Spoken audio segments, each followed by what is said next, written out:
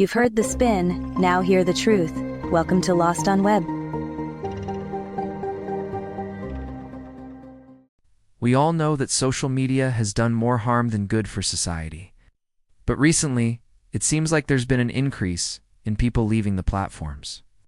Before we begin, make sure to subscribe and click the notification bell for new videos every day. The idea of taking a break from social media isn't anything new.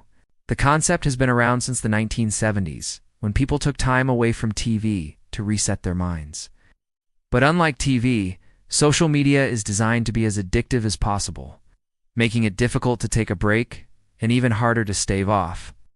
Social media companies are public companies whose priority is to turn a profit for shareholders. That's it. Whatever helps them achieve that goal is fair game. They know we won't stand for much longer, but they also know that we'll always go back. In reality, nothing's going to happen if we close the app.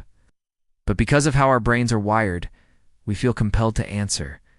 But there's a problem, and that's us, the users. Unlike corporations, we have morals and ethics, which means we won't tolerate everything. And that's what social media companies are banking on. They know that no matter how much damage they do, they'll eventually be forgiven.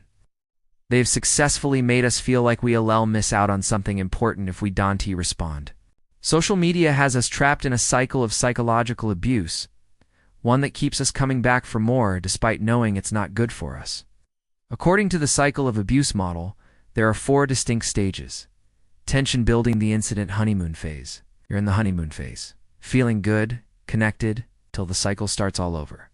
Social media hijacks it with constant notifications, likes, and endless content. You worry you're missing out on important events and conversations. You feel isolated from friends still online. It happens again. Here's how this applies to social media. Even though we know it's not good for us, our brains have been rewired to crave it. You scroll endlessly, feeling anxious, tired, drained. First, tension builds. You feel better for a while, reconnect with reality. Then you snap. You might delete the apps from your phone and spend a few days away. But after weeks or months, you feel that sense of urgency again. Just like that, you're back. You reinstall the apps. Why is it so hard to quit? Well, that's because they're not interested in improving your life. The reward circuit in your brain, called the mesolimbic pathway, controls pleasure and addiction.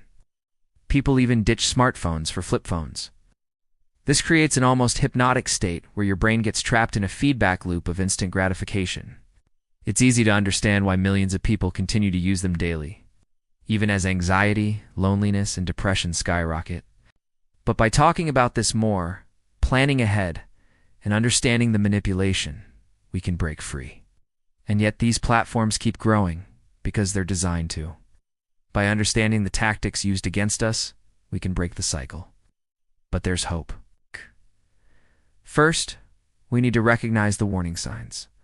Feeling tired and drained, increased stress or anxiety, constantly comparing yourself to others. When we notice these signs, we need to act before reaching the breaking point. That could mean taking a break, deleting the apps, deleting your accounts altogether. We also need to be prepared for the challenges that come with quitting, the isolation, loneliness, and boredom that might drive you back.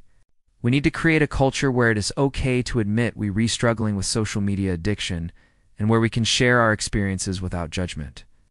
The mental health crisis is getting worse. Trust in institutions is at an all-time low.